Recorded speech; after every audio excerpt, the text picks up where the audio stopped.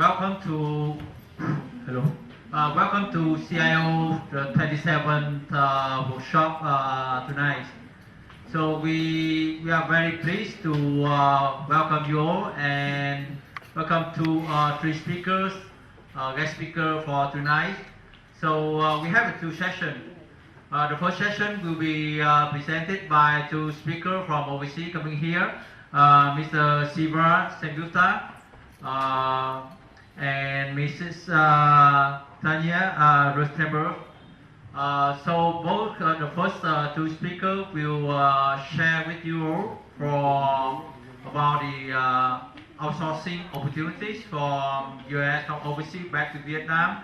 Gives you an overview of what's the outsourcing then, and Ms. Tanya will share a bit on the her expertise in healthcare for the business process outsourcing as well.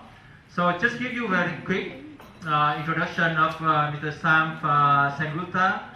He has over 20 years experience in ICT industry and also from different sectors like the BPO, public knowledge management, technology outsourcing, big facility government project in Ho Chi Minh City for the water supply in Ho Chi Minh City. So that's one the project funded by ADB and US government as well. So so please welcome Sam for the first session for the outsourcing. Sam, please.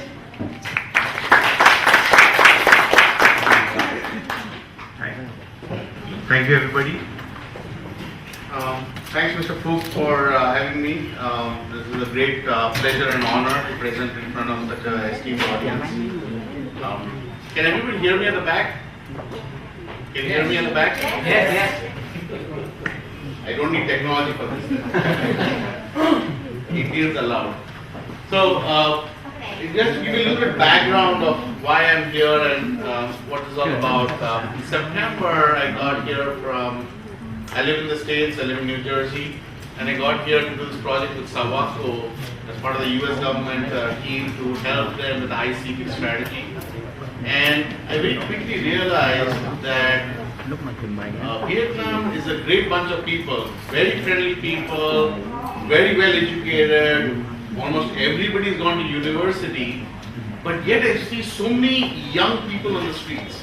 I see them in cafes all day, I see them in parks. I try to do an industry survey, I say, okay, what do young people do in this country? I've lived in India for probably 30 years of my life. I've lived in Europe for 3-4 years. I've lived in the States for 15 years. And young people are not visible typically from 9 a.m. to 5 p.m. in most of the countries. And I quickly realized while there is some technology development going on, but there's not a lot of BPO work. And I kind of figured that this is an area where if I can help bring some of that business to Vietnam and employ all these young energetic people, that would help not only the economy, but help the youngsters focus their energies better. So I was talking to Mr. Fook, and I said, you know what, how can I help Vietnam? How can I offer my advice and expertise just out of the love of this country? And he offered me this forum to talk about outsourcing. So I personally, again, the heading is not meant to be dramatic, but I really feel Vietnam is in a position, it is a sleeping tiger or sleeping dragon or whatever you call it. You have people power, which is most important in technology business. You have a base level of education which is pretty good. Your English is better than some of your neighbors. So I really didn't see why Vietnam cannot do something better. Obviously, I might speak a little fast, so please stop me and ask me a question as we go along. So some of these numbers, we read newspapers every day, $200 billion market. I was speaking to someone just now talking about number seems big compared to, for example, the software outsourcing space or the testing space or the learning development space. But this is the kind of market, this is the kind of business out there, $200 billion. And this is being captured by some of our neighbors here and also being captured worldwide. South America, Eastern Europe, Asia, a lot of companies doing business, and most of them are looking for how BPO companies or technology companies can better assist customers. So I'm not going to read the slides. The slides are going to be available with Mr. Cook and the CIO team here. They can distribute that. But I'm just going to go and focus on the important points. So some of the latest trends affecting the outsourcing model. Now, people looking for increasingly standardized solutions. Nobody will discover with you how to do something. They want people like us in the room to go to a US customer and say, yes, I can do data capture well. Yes, I can do healthcare claim processing well. Yes, I can do invoice processing well. Yes, I can do Java programming well. And it's not only the question of doing the programming, but what do you do with the programming? What is the end product? People are looking for those answers. They're not just looking for a skill set. They're looking for a solution. Obviously, cost pressures are everywhere, and it's become even more a driving factor in the US. US has paid premiums to Indian companies, Irish companies, Chinese companies for outsourcing services, but they more want to drive that cost down, and that's where the opportunity lies for other locations like Vietnam. Quality. Operational effectiveness is fine, efficiency is fine, quality control is a major area of concern for US companies. As you'll see later in my presentation, some of these destinations, India, China, Philippines, have captured the market, but the quality suffers. And maybe that's a nice place to start in Vietnam, is with a fresh slate, clean slate, start with good quality, deliver better solutions so you have a better opportunity. Take advantage of technology and outsource work to save costs. How do you bring technology and process together to deliver a unique product? I think that's another key area. And finally, we're talking about cloud-based technology. I think we have all heard about it. It's a nice buzzword to use in a meeting in a sales situation. But cloud-based technologies are here to stay. They are being leveraged all over the world. I think with my limited experience in Vietnam, I feel that I think culturally Vietnam is still not open to cloud-based technology. I really feel this is an area where Vietnam can reinvigorate its technology, its process orientation, and embrace cloud technologies better. This slide is about BPO maturity. Typically, these are the 4 stages of BPO maturity. You have ad hoc, which is functionally strong. So when functionally means, obviously all of us know here, is either finance and accounting or healthcare or a specific function. But process is weak. Then you go to the next phase, which is defined, where you have functionally strong and have process boundaries visible. There is some process. Then you have linked processes and linked functions, and finally you have integrated. These are the 4 maturity steps in a BPO model. Now we all heard India has captured 50% of the business. Guess where India is in this block? India is like just still here. So all of you can imagine how much more is there. India capturing over 50% of the business is still only halfway there. There is so much more to be had. And even if Vietnam or it starts off at a lower level, India is not too far away. And I'll tell you some of the reasons where India has not done so well, or China has stayed behind, and where Vietnam can make a space for itself.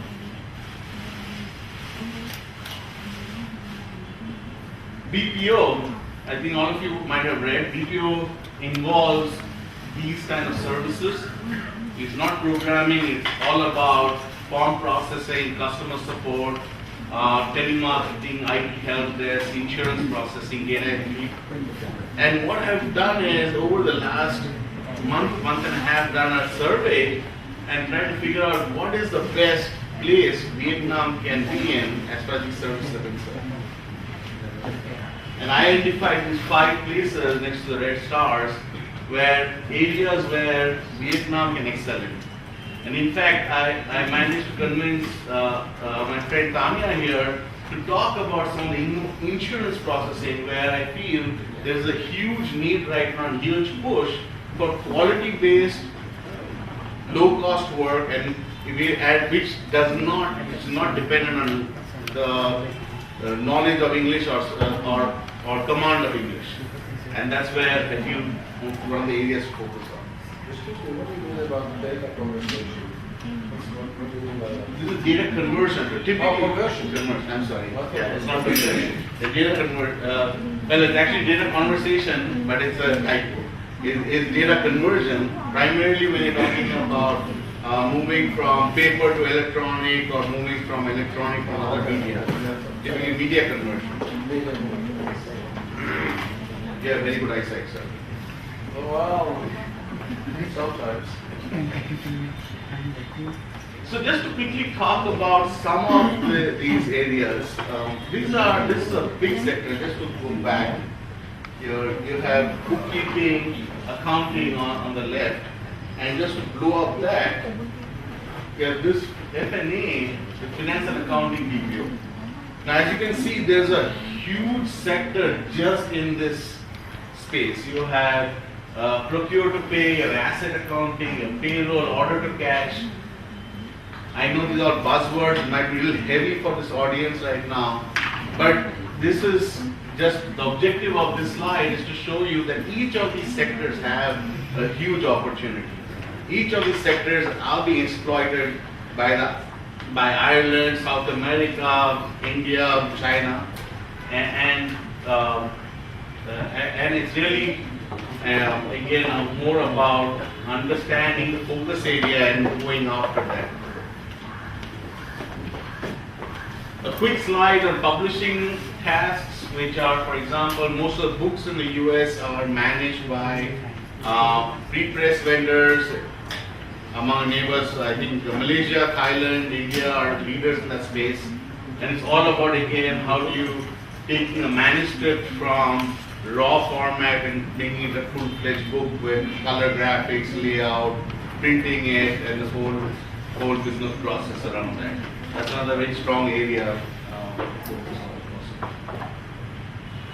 And now the last but not least, where I want to focus on and where Tanya's session will take off after mine is on the insurance space. You have the property casualty, you have the healthcare insurance, the life insurance, and there are numerous areas within this space there are significant opportunities on. As an example, I was telling Mr. Folk earlier that Tanya herself manages one project team from one customer of 1,000 people. The opportunities are abound, and we get into that detail a little further, but I think insurance, as you would have heard, buzzwords like Obamacare in the US and stuff like that, and how the US government is expanding the healthcare coverage for Americans at large, only means that this sector is going to grow by a multiple times, not just by a few percentage points, because the coverage will increase for a huge amount of Americans. So focus on 3 tenets of BPO, obviously people, process, technology. It's all about that. It's the same mantra in development software, but places where the focus area is more on the weird side is how do we get business in through partnerships, through subcontracting, and I'll talk a little bit about that in my next slides. I think the human capital is a big challenge also in Vietnam, and there is a need to develop human capital for a business, for a line of business. It's just, you can't just recruit off the street somebody who knows this. And that has a lot to do with probably the level of education and stuff like that. But I don't think that's a challenge because as again, another success story was, I mean, I talk to Tanya all the time, but another success story is Tanya joined the last company, she had 10 people to start a project. And she took those 10 people to 1,000 over a matter of 10 years by continuous training and improvement and recruitment and the whole HR process. Top outsourcing destinations. Interestingly, the top 4 destinations are these 4.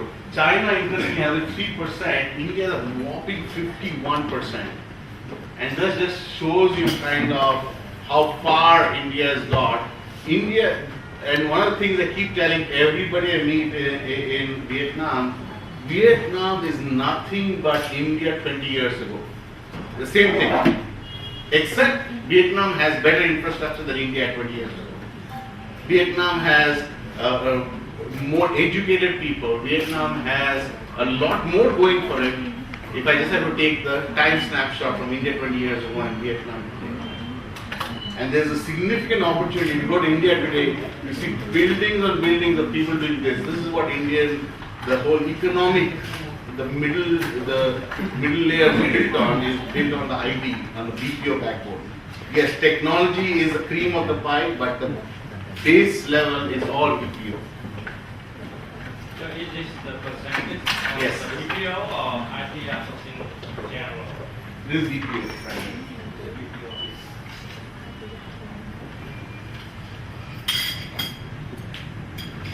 I'm just going to talk about a couple of slides on country specific.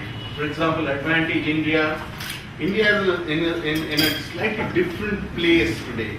After 20 years of working in this space with the technology of BPO, they have become too expensive for the low-end BPO. They have moved up the scale. They moved from BPO to more KPO activities, knowledge processing in finance, legal services, medicine services, and things which require a level of knowledge and a level of and are much more expensive than where they started off from.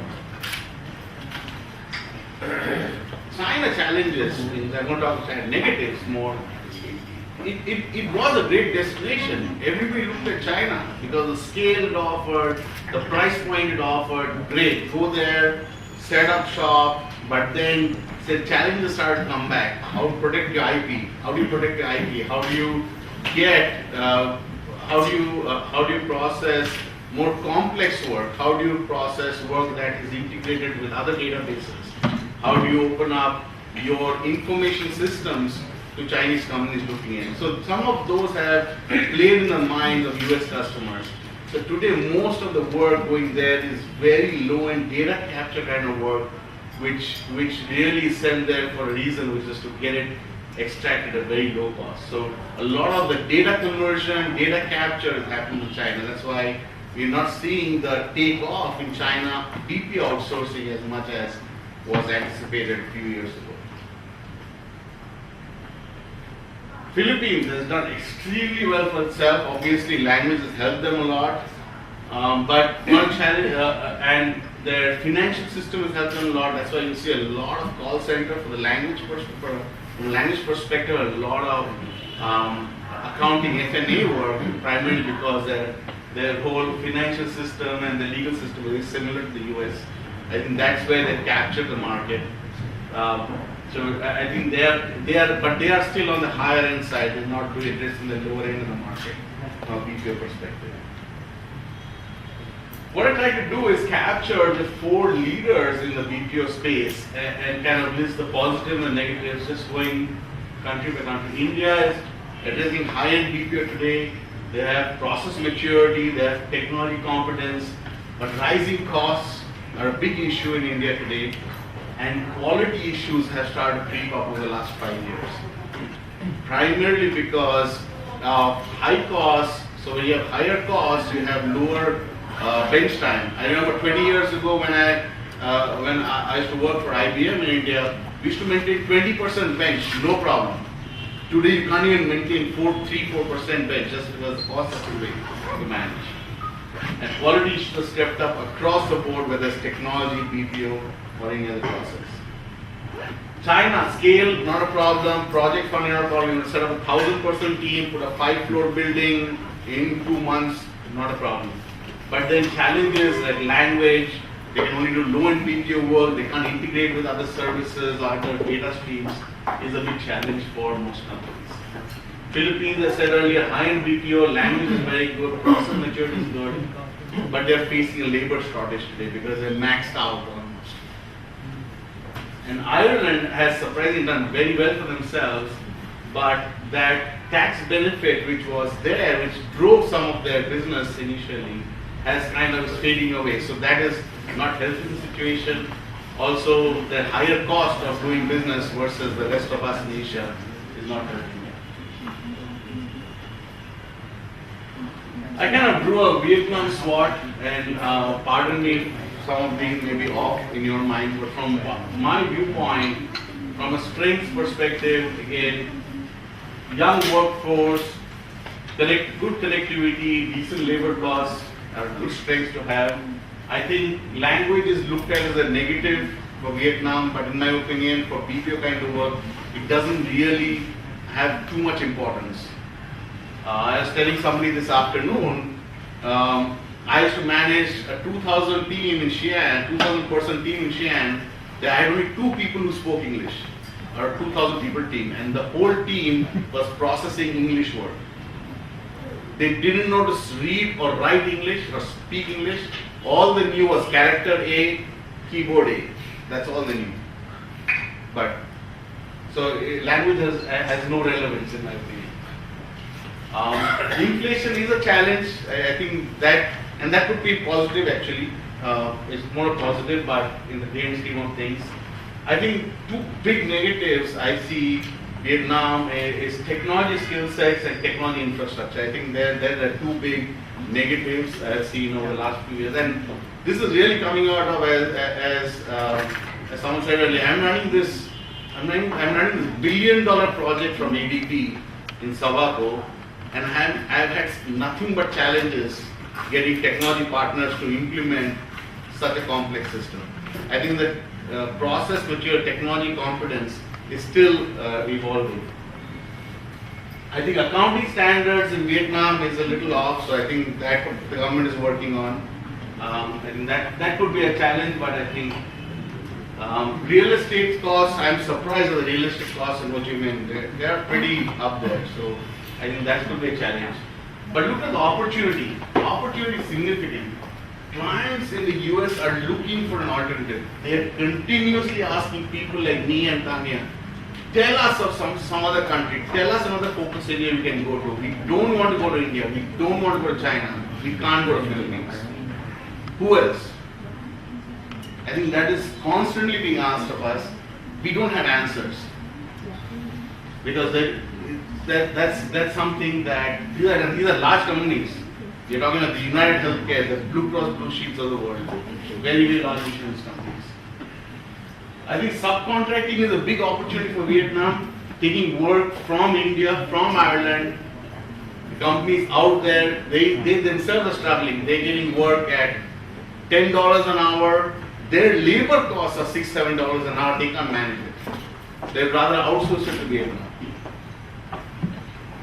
We're talking about focused delivery teams in Vietnam, depending on competence and various regions. I think there are significant opportunities. So from just looking at from a SWOT perspective, means the situation in my opinion looks very positive for Vietnam to take to the next level. I think Vietnam plan of action is, in my opinion, is from development perspective. I think that there is identification of a core team. If a company was set up a core team, a trainer approach, develop the workforce technologies, partnership alliances, and these 3 markets, the states. I think India can be a significant subcontracting market for Vietnam. US already there are companies. My next speaker is a very successful Vietnam company doing business in the States. And Middle East and Africa also is a significant marketplace. So I think with that, And I think as last slide, I just want to put this in there. People always start thinking, okay, you have to be a lower end economy, you have to be cheaper from a wage perspective to get business. Absolutely, I completely disagree with the thought process. It's not about wages. It's about alternatives. It's about providing options. And I think that Vietnam has a story of providing another option to American companies. It's just not about a cheaper location.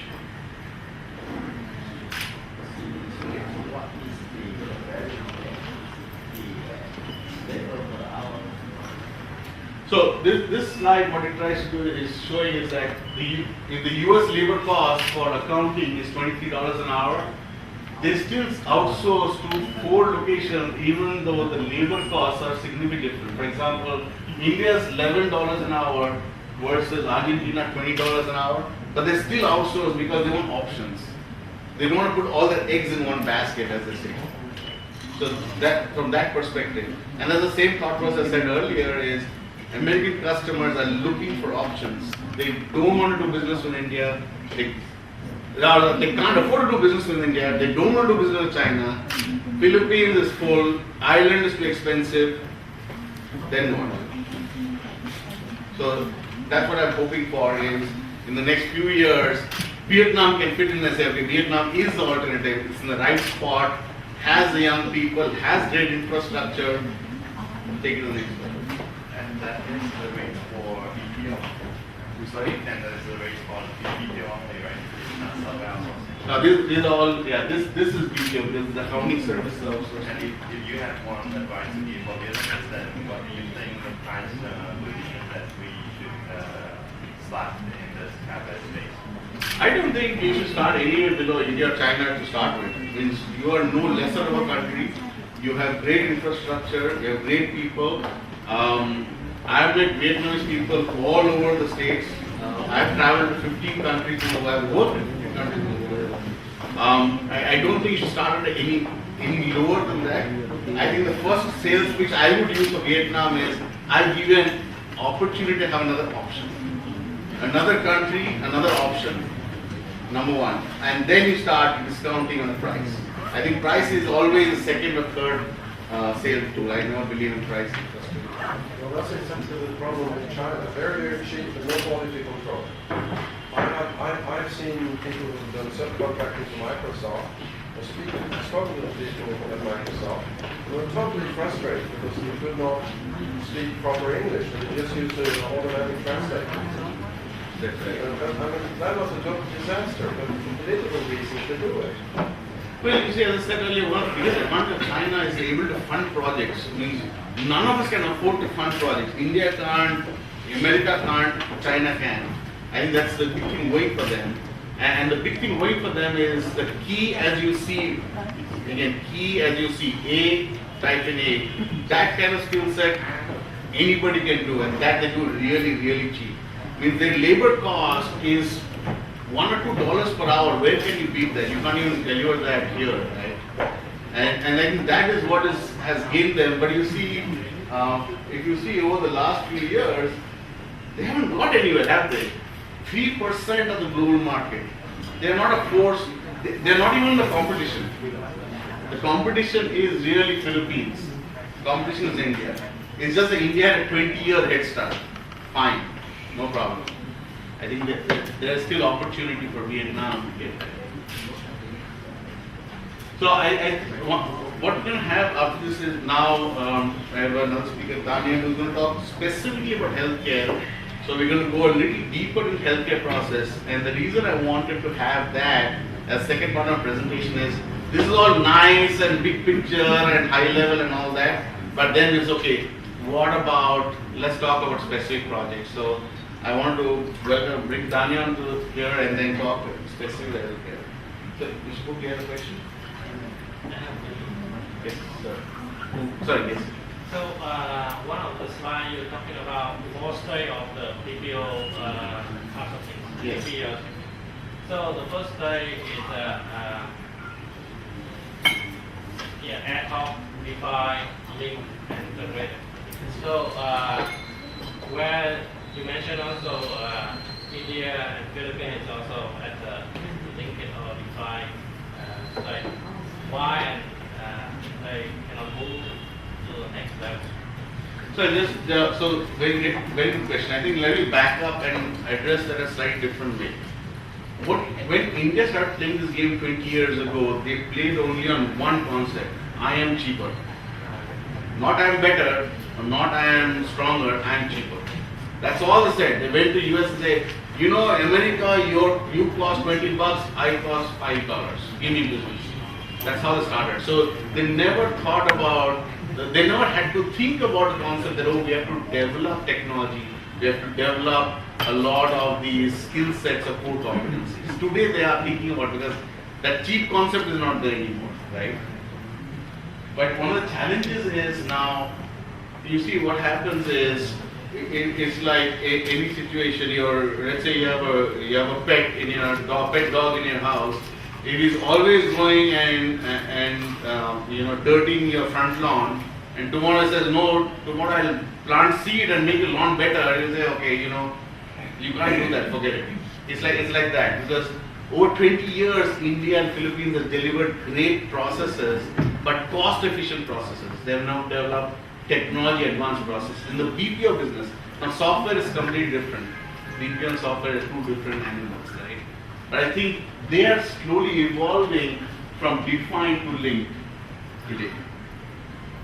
They have not gone there yet. So there are very few companies who are moving on to link. So for example, the Accentures of the world are providing link services. The HPs of the world have bought big companies who are developing consulting services of the world. But those are the big boys. We're not talking about them. They are not now. They are a different league altogether. But the smaller companies, the 500,000 people, they are suffering because they were always in the cost base. They were fighting the cost war. But I think this is where, as I was saying earlier, the differentiation is anybody starting on the ground level today, you should not think about cost. Cost is secondary. Think about providing the value to your customer. If you can provide a linked, integrated process that is you're specializing in a particular area and at a good price point, I think that's where you can truly make a difference. It's like when you're saying, for example, the Fords of the world have not evolved in the car manufacturing fast enough compared to some of the others. Well, the Fords have a history. It's always you have baggage behind you, you have so many people, you have to manage that people, you have developed those cars and then develop new product. Versus the new cars of today, developed by Elon Musk, for example. He never manufactured a car in his life. First car came out 3 years ago. Revolutionary car, right? So innovation doesn't necessarily come from the big boys. It comes from small startup shops. So I think they are definitely going for the link processes, but I think they are slightly late in the game. And when you become used to a certain business process, used to a certain business culture, it becomes difficult to evolve.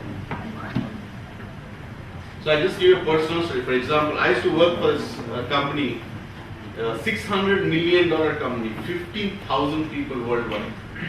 Okay, I was a vice president there, great job, no problems.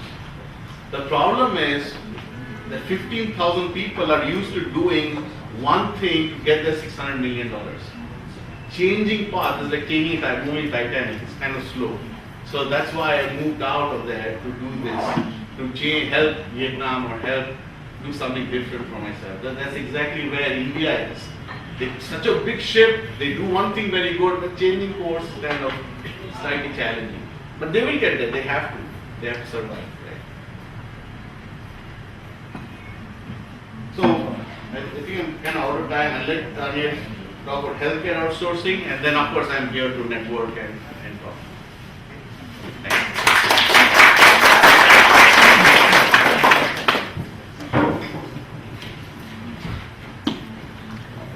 Good evening, everyone. Can everybody hear me okay? Yeah.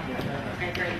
First and foremost, I would like to thank Mr. Pugh for allowing me to come here today to discuss healthcare with all of you. So thank you, Mr. Pugh. I appreciate it. And thank you, Sivaji, for allowing me to be part of your presentation also. So I'm here today to discuss healthcare outsourcing. So I'm sure the majority of you are wondering, what is healthcare outsourcing? What is the U.S. healthcare business about? So as of January 1st, 2014, all U.S. citizens are required by federal mandated and state mandated laws to now have U.S. healthcare. If we do not have U.S. healthcare, we will be paying a high percentage of taxes based off our income. So healthcare is designed for our families and ourselves personally to allow us to have freedom of mind, to have convenience, to be able to take care of any ailing health conditions that we have, and all of our preventative conditions that we need to take care of. For instance, our annual physical for females, you have annual gynecological issues that we need to all adhere to, as well as for our male individuals. So the healthcare, again, it allows us peace of mind knowing that I can go to any physician's office, I could go to any hospital, I could go to an emergency room, no matter where I am in the world, and receive medical treatment and get reimbursed for my medical treatment. So traditionally in the U.S., if I want to buy health insurance, if any of you want to buy a health insurance, you can go directly to a health insurer, an accredited health insurance company themselves, and get your health care from them. But traditionally, most Americans, we receive our health care through our employers. We do a cost share with our employers, with that being the employee pays a percentage as well as our employers. Our employers traditionally pay the highest percentage, and then the employee supplements paying deductibles, co-pays, and co-insurances out of our pockets. Health insurance, again, it's here to protect our families as well as our, it's here to protect our families, to allow us to be able to treat our medical conditions accordingly. Any questions? So within the U.S., we have a multitude of healthcare programs. We have the claims processing, which again, Sibaji Sebupta has spoke about the claims processing and what we could bring to Vietnam. So we have the claims processing piece, and the claims processing piece we're going to go into a little bit later is actually when, so let me back this up, sorry. So for the claims processing piece, I apologize, I think how to say this so you understand this. The claims processing, when you go to a medical facility and you receive medical treatment, you get a form that has to go to the insurance company to get paid. That is what the claims processing piece of for the purpose of the presentation. The enrollment and membership management, again, the enrollment and membership management, what that entails is to be part of an insurance company, or to be a part of an insurance policy, I have to enroll with the health insurance carrier, as well as I've got to have physicians that will be able to treat my care accordingly. So I have the power of a card, similar to that of a Visa or MasterCard. I have the power of a card to be able to get me my medical coverage that is much needed. Provider contracts and credentialing management. In order to be part of an insurance company, to be part of a network, to be able to receive respective applicants, respective members, you have to be credentialed as a U.S. physician, and you have to be credentialed with the respective insurance company. That allows the member to receive a reduction in premiums, as well as the physicians getting guaranteed membership, getting guaranteed funds to be able to into their establishments as well as their offices. Payment processing. Payment processing is nothing more than the actual checks that are cut to the respective insurance companies. Within the payment processing, you have a check. So if your claim processing is paid, that would generate a check.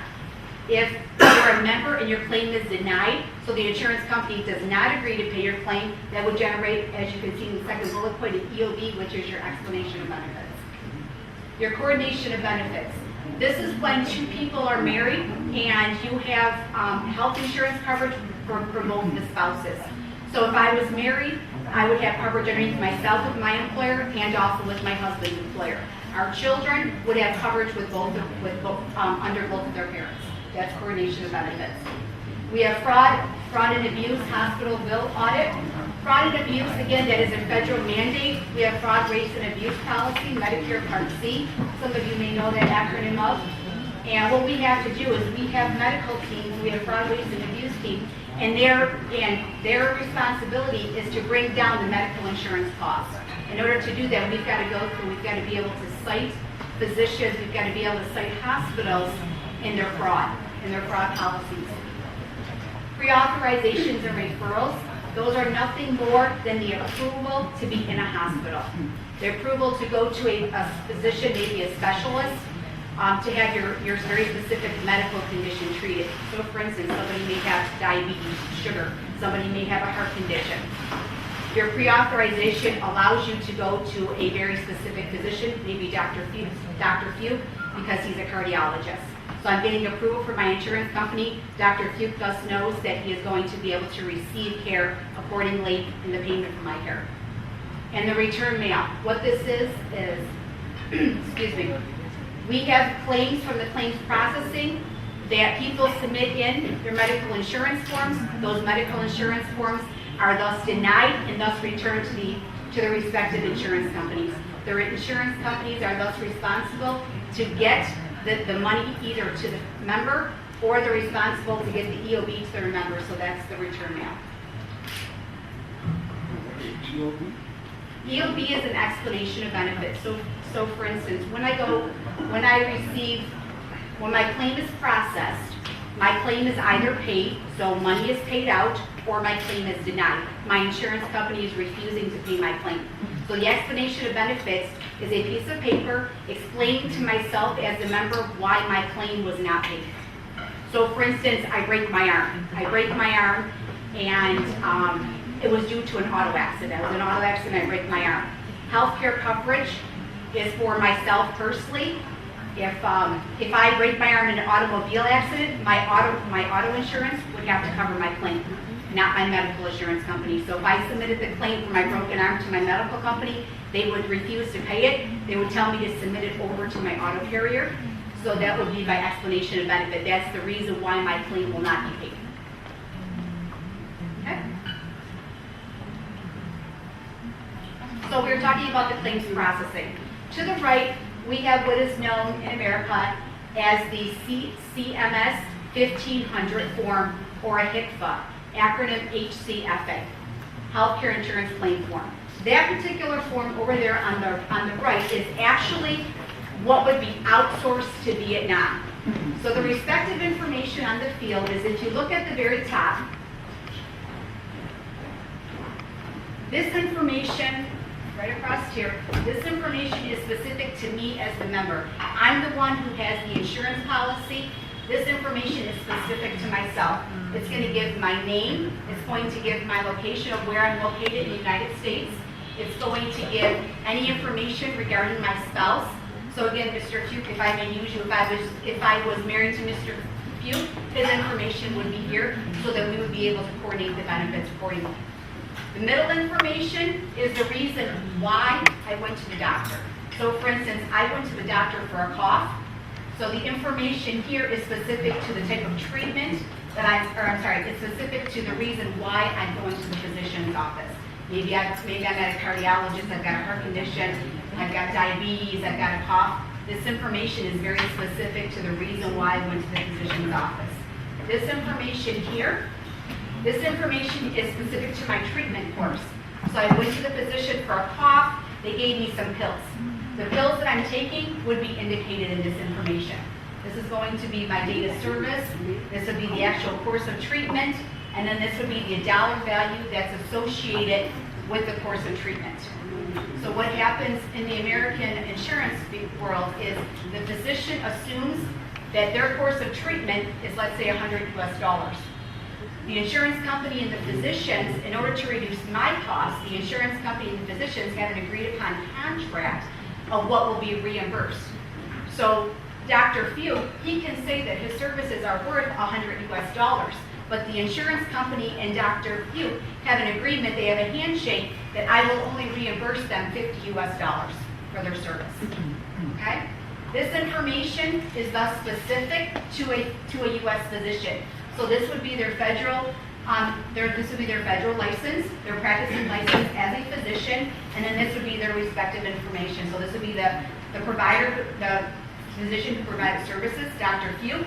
This would be his office address, and then this would be his billing information. This is where he wants his money to go to. Okay? So this form is completed to entirety. Everything is filled out. What would happen here in the outsourcing world and what I do are my teams, I have teams in 5 different countries. I have teams in India is my mother country. I have Mexico, China, Philippines, and I have Letterheading Ireland. What my teams do are they take this form and they key what they see. So as Mr. Sangupta was saying, is they see A on the form, they key A. They see B, they key B. They key this form to entirety. And they key that into a platform, into a medical platform, yes. The form is filled by hand or by machine? It can be done both ways. Majority of the forms, I don't know the exact amount, but I would roughly say about 90% of the forms are generated by machine. A lot of chiropractic offices, a lot of small offices, they generate the information by hand. Machine makes it faster because we have different scanners that are able to read that information faster, more so than physical human handwriting. The interpretation is a lot more difficult. Any other questions? Okay, so again, this is something that we would be looking to potentially outsource, again, to Vietnam. So the payment methodology, in order for the physician to receive their money, right? We all want the money. In order for that physician to receive the money, the first thing is the member, myself, I have to enroll with the insurance company. And for myself, I'm going to enroll with the insurance company through my employer. Okay? So if I worked for CIO, CIO would present me with medical insurance. I enroll, say, yes, I want insurance. At that point, CIO and my insurance company work together. I'm thus considered a member. Okay? So then at that point, once I have medical coverage, I'm happy, great. I go to my physicians or I go to a hospital. I know at this point I'm ill, I break my arm, I can receive medical care. I'm very happy for that.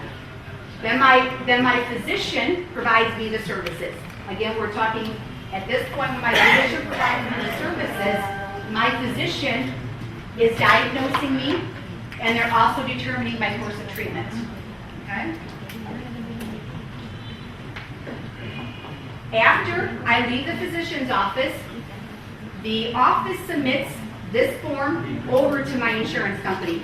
So the physician's office goes and fills out this form to entirety and submits it to my insurance company. They submit it to my insurance company. Traditionally, they can do a fax mode, they can do it electronic through maybe a clearinghouse, or they can actually do it through the U.S. Postal Service. My insurance company receives my form. They go through and they data enter my form. My insurance form is data entered on their platform or their insurance platform. After the claim has been data entered, at that point the claim goes into another system that is called the adjudication system. Medical claims adjudication consists of the paying of the medical form. So at this point, I've generated a form because I'm ill. I've generated the form. The physician's office has generated that form. And at this point, now I, as Dr. Fuke, as a physician, needs to get services. He needs to get paid. So the form is thus passed into another system called an adjudication system, and that is where the actual payment happens in the system. The insurance company verifies the member's coverages and the physician's coverages by very defined business rules. And once the business rules determine if the claim is payable or not, then the adjudication system will automatically issue a check to Dr. Fuke, or the insurance company will deny my claim because, again, I had a broken arm and I submitted my payment to my medical insurance company when I needed to send it to my auto carrier. Does that make sense? Yes.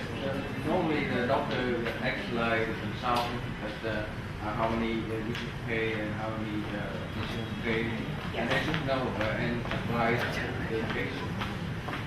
Okay, yeah, so what happens is, in this process right here, when a claim is loaded into the adjudication and they verify it, what happens is we call it a fee set in the U.S. So what happens is prior to going to any doctor, I get a picture of a telephone book, right? You guys have telephone books here? So I get a telephone book, if you will, of all the physicians that participate with my insurance company. So my insurance company, let's say, is Blue Cross and Blue Shields. They have a network of physicians. So I know when I go to my physicians, if you take my insurance, I know on my insurance card, it specifically tells me how much money I have to pay. So any doctor that I go to, if I'm going for routine office visit, I know that I only have to pay $10 US. If I'm going to receive emergency care, you know, I cut my arm and I need the stitches in my arm. If I go to a hospital, then I know I have to give them $50 to be able to treat me. So our insurance cards indicate exactly how much money I'm responsible to pay. So after my services are done, I give the money, I hand the money over, and then we're done. Then they submit in the remainder for the insurance company to pay. As long as I go to a physician within this book that I have, within my physician's list, then I know exactly how much money I'm going to have to pay. If I go outside of that list, if I go outside of that book, then traditionally we have a cost percentage. So traditionally we have what's a 70-30 split. If I go outside of my network, I'm responsible to pay 70%, and my healthcare company would only pay 30%. So in America, we like to go to all the physicians in the book because that's where I know it's going to be least expensive for myself as an American. May I ask a question? Yes. I'm from Europe, and in Europe we have a lot of comprehensive healthcare systems, and this looks very comprehensive. Is this the state of art of the Obamacare objective? Or is this the current, the old system? Well, actually, the only difference with the Obamacare is they have set mandated rules. So, for instance, if you're somebody with a pre-existing medical condition, you have a heart disease, the insurance companies can no longer tell you you're not allowed to have services. So this piece has been in existence for years, and it will continue even with Obamacare. The only difference is now with Obamacare, or the Healthcare Reform Act, is that we have state mandated laws now that have to be followed.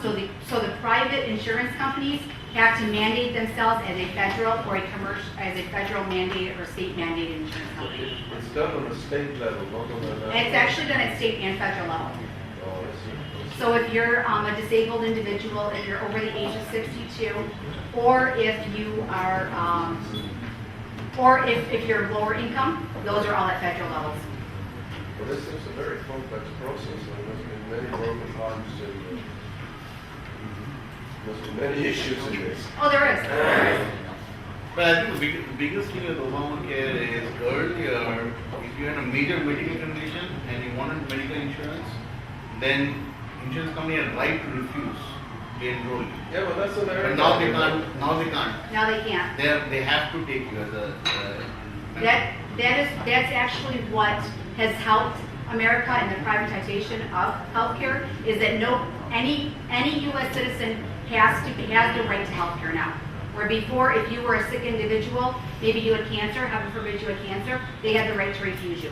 Well, that's very sympathetic, of course. No, but I mean, the Obama healthcare plan has been criticized a lot, and I think the political objective was probably very, very positive. But I've heard so many horror stories about the implementation being problematic. Again, and I think the majority of the reason of why it's been so criticized is due to the fact that Americans were used to open liberty, right? We're used to freedom of speech. And we have our federal government telling us now that we have to have something. And if you don't have it, the repercussion is going to be approximately up to 42% of your salary. And as an American, I'm working for a private company. I want to be able to know and have the freedom to choose which policy I want to take. I no longer have that choice. The government tells me what I must have. But that is, from what I understand, many Americans don't like that. Exactly, and that's the issue.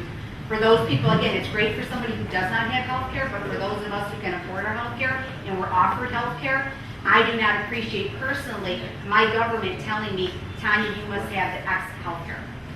Yeah, correct. What about people who have lacking resources, unemployed, they are enrolled automatically enroll without having to pay? They have no resources? So right now, currently, the process will not change. So right now, we have subsidiaries who pay for those who are, who cannot afford to have commercial insurance.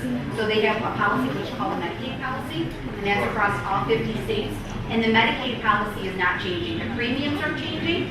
So for instance, if you're under, and I believe it's a family of 4 making less than $20,000 a year, your health care will be free. If you're a family of 4 or more and you're making, I want to say it's 35 to 37,000 or 40,000, at that point your health care is $20 a month. Or before it was completely free. This must be a municipal nightmare.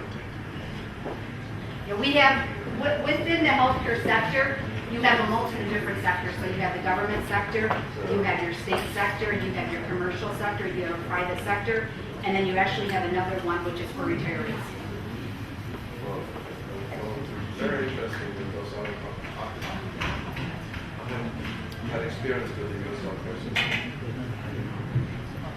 So for the actual adjudication process, and I'm going to run, do you want me to continue? Yeah, Okay. So to run through this rather rapidly, the actual adjudication of that medical claim form, so at this point we want to pay the medical claim form. To be able to do that, first and foremost, we validate that both the member and the physicians both participate with the health plan. At that point, we look at the data service. The DOS is data service, the POS is place of service, the DX is considered a diagnosis, the reason why I went to the physician's office. My procedure code, again, that's my treatment plan, and then my billing amount of what the physician deems their charges to be worthy of. At that point, the claim, this claim form will either automatically go through my adjudication system and pay out without any human intervention, or my claim will thus involve somebody to manually adjudicate, and that's where, again, where Vietnam would potentially come in. They would actually go about paying my medical claim form. We have a very robust system, and we have policies and procedures that must be adhered to, and those policies and procedures are governed by at a state and a federal level. And then the end process, of course, is either the payment or the denial of a medical claim. This is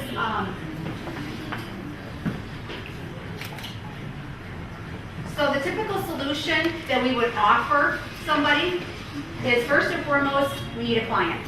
Okay? The client would thus sponsor us. The client would be responsible for the eligibility, and the provider, they would pass us files for us to ingest into our systems. At that point, we would develop robust business rules with our respective customers to be able to get their claims to pay. After those robust business rules are developed, it's going to go through the claims processing stage, and again, the adjudication or the medical payment of a claim. You're going to generate an EOB as we discussed earlier. The EOB is going to go to a print and mail facility and be put into the U.S. Postal Service, and we're going to have reports that are going to generate so that we can see this entire process at a very high level to be able to calculate our turnaround times. What is the typical project structure? So again, you're going to have both models in the U.S. as well as you would have in Vietnam. So you're going to have your delivery head, your site head, your operations, your training, and your quality heads. It's going to be both, again, in the U.S. as well as in Vietnam. Then you're going to go down to your project team. Your core project team is you're going to have your TAM, your technical account manager. You're going to have your PMO director. You're going to have a technical project manager, and you're going to have your SME business analyst. You're going to have a technology team that's dedicated to your customer. You're going to have your designers. You're going to have your developers, your testers, and you're going to have a release management program. You're going to have a support team who is going to be responsible for the recruitment of, consistent recruitment of, your administration, your IT, and your information security.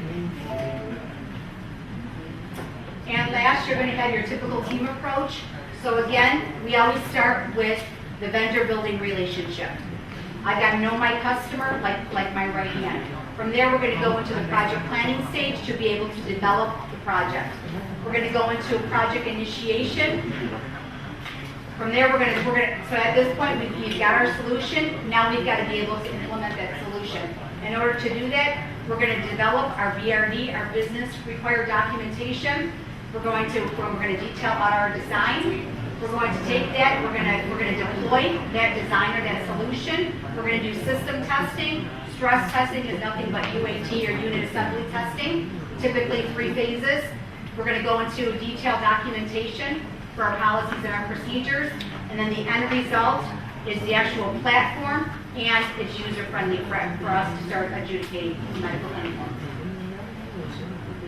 Any questions? So, thanks, Tanya. Just a question again. I think, again, the objective of the second part was to give you a little more flavor of the amount of detail there is in each part, but I think it's important to understand, don't get intimidated by, oh, there's a big form and big process. It's about, there is knowledge out there. It is straight, as long as there is enough education and training about a process, you can get it. And it's about really how, I strongly feel personally that provided we have the right support, a pilot project, a strong team that can potentially take this to market, there are opportunities for Vietnam to be a major outsourcing destination. Thanks, everybody. Thank you, Tanya, for your